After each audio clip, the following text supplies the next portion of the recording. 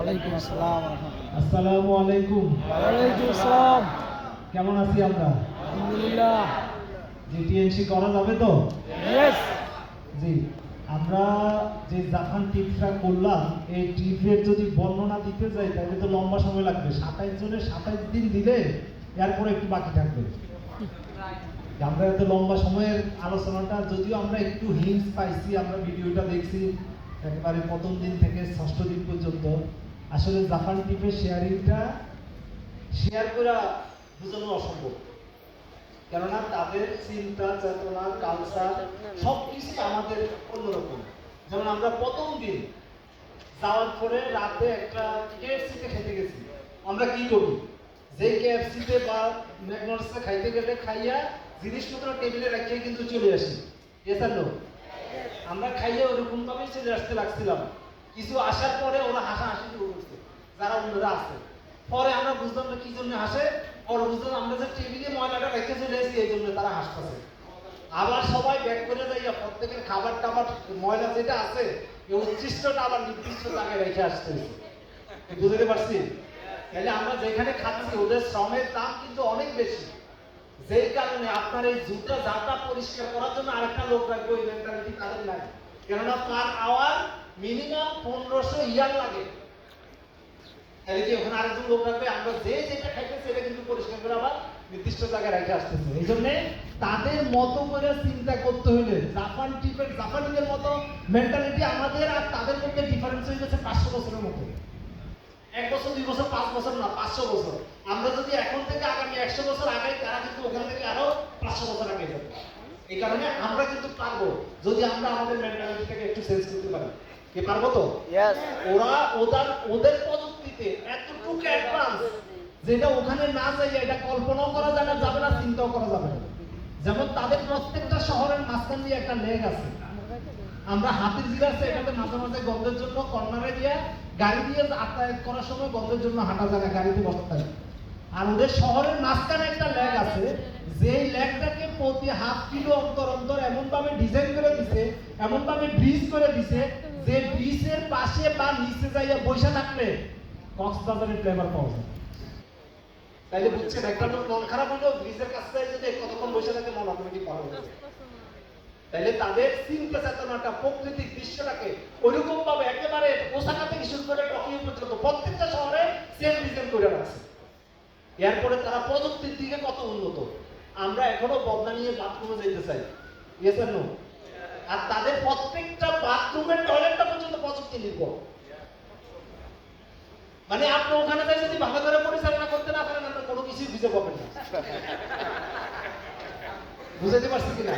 তাইলে ওখানে কোন সুইচটা টিপ দিলে পানি আসবে, কোনটা পানি বন্ধ হবে, সব কিছু কিন্তু অটো সিস্টেমে দেয়া আছে। তার মানে কি, তারা টেকনোলজির দিক থেকে এতটুকু অ্যাডভান্স হয়েছে, বাথরুমের টয়লেট করার জন্য টেকনোলজি সাথে হয়ে গেছে। তাহলে আমরা ওই জগতে যাইতে চাইলে আমাদের জন্য একটা সুবর্ণ সুযোগ আছে, সুবর্ণ ফরম্যাট আছে, যেটার নাম হচ্ছে টিএনসি। ইয়েস।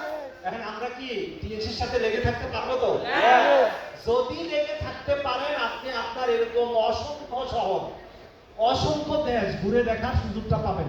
আমরা যারা টিএনসি লিডাররা আছে, অনেকেই জীবনের স্বপ্নেই দেখেন বিদেশ যাবে, আর তারা বিদেশ ঘুরতে ঘুরতে এখন অতিষ্ঠ হয়ে যেতেছে। আর কত ঘুরবে, আর কত যাবে, আর কত বিমানে উঠবে।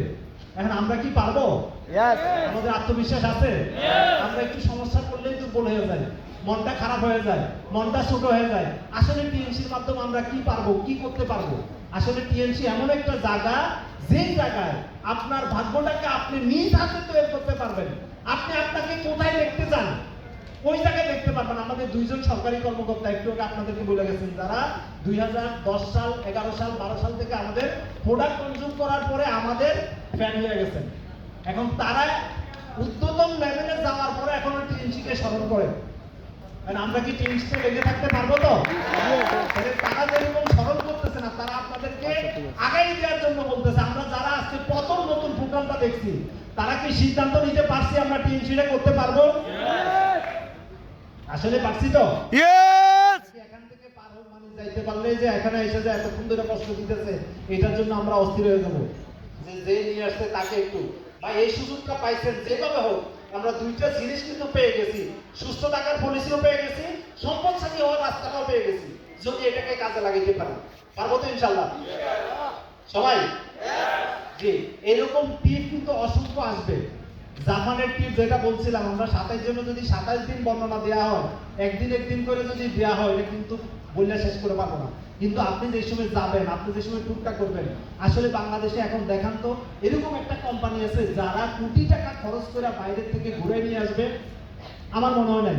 কেননা টিএনসি বাংলাদেশে যতগুলো ডাইরেক্ট সেলিং কোম্পানি আছে, তারা পুরো বছর যা সেল করে টিএনসি এখনো এক মাসের তার থেকে বেশি সেল করে।